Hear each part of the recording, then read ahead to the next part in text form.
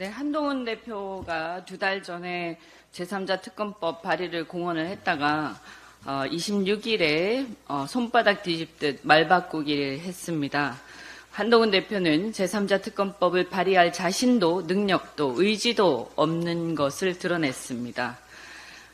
지금까지 한동훈 대표가 김건희 명품백 수수 혐의라든가 그 무혐의 처분이라든가 제3자 특검법에 대해 보여준 태도로 볼 때 윤석열 정권과 차별화하기는커녕 과거 전두환 노태우 사례처럼 차별화 쇼를 할 능력도 의지도 없다는 게 증명이 됐습니다. 과연 어떤 눈꼽만치라도 이 정권과 어떤 독자적인 의사결정권을 갖고 있는지 의심스러울 지경입니다. 한동훈 대표는 국회의 다수당 제1야당 대표가 굳이 독립적인 의사결정권조차 있는지 의심스러운 여당의 대표를 만나서 회담해야 할 이유가 있는지 스스로 입증해야 될 것입니다. 윤석열 대통령이 어제 국무회의에서 교육과 의료개혁 없이는 대한민국 미래가 없다. 중증 질병이 생길 때 병원을 제대로 못 가게 된다면 어느 누가 지방에 살려고 하겠나 라고 하면서 뚱딴지 같은 소리를 했습니다. 도대체 몇 달 동안 어디 외국에라도 나가 계셨는지 한국에 계셨는지 의심스럽습니다. 지금 우리 의료체계는 바로 윤석열 대통령 때문에 완전히 붕괴되어가는 지경에 이르렀습니다. 의대 증원 소요 예산 추계만 해도 향후 6년간 6조 5천억이라고 하고요. 그리고 전공의가 지금 전국에 흉부외과 같은 경우에는 10손가락 안에 든다고 합니다. 그래서 노 교수가 전공의가 없는 상태에서 수술을 하기가 어려워서 사표를 내는 지경에 이르렀다고 하는데 당장 흉부외과 수술을 해야 되는 환자들은 어떻게 해야 할지 생각만 해도 끔찍합니다.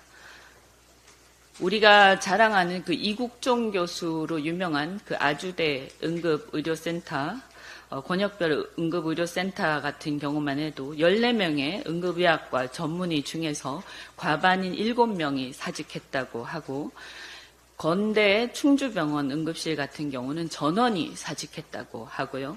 이대 목동병원의 응급실 같은 경우는 전문의 한 명이 교수 한 분이 지키고 있다고 합니다. 이러니까 응급실 뺑뺑이 소리가 안 나올 수가 없습니다.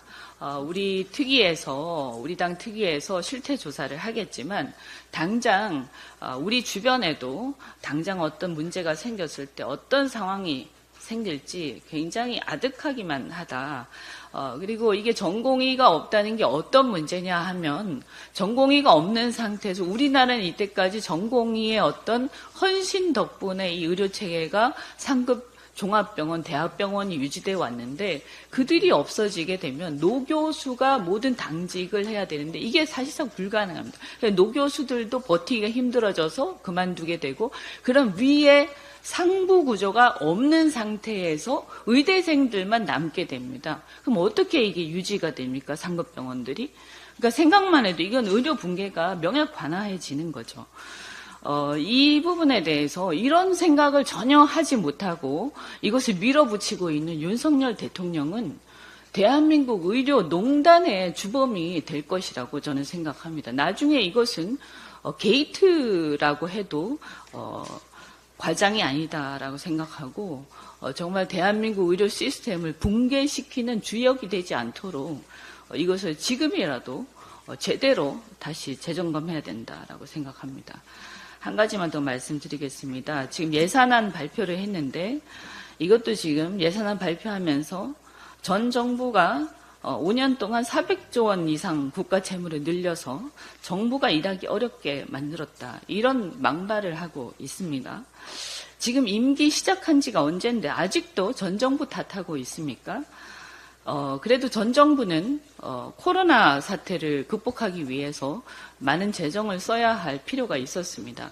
그런데 지금의 어떤 추세를 보자면 윤석열 정부마저도 국가 채무가 400조 가까이 증가한다고 합니다.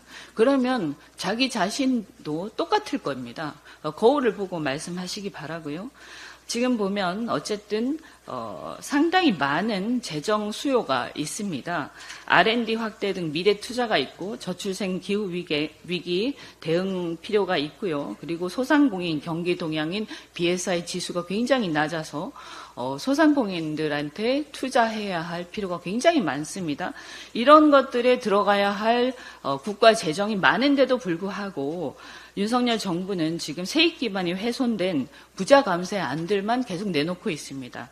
우리 당에서는 일각에서 저도 개인적으로는 금투세를 완화한다든지 이런 부분들에 대해서 일리가 있는 부분도 있다라고 생각하지만 문제는 뭐냐 하면 세수에 대한 대책이 전혀 없이 감세안만 내놓는 것은 퍼주기 감세고 무책임 감세라고 생각을 합니다.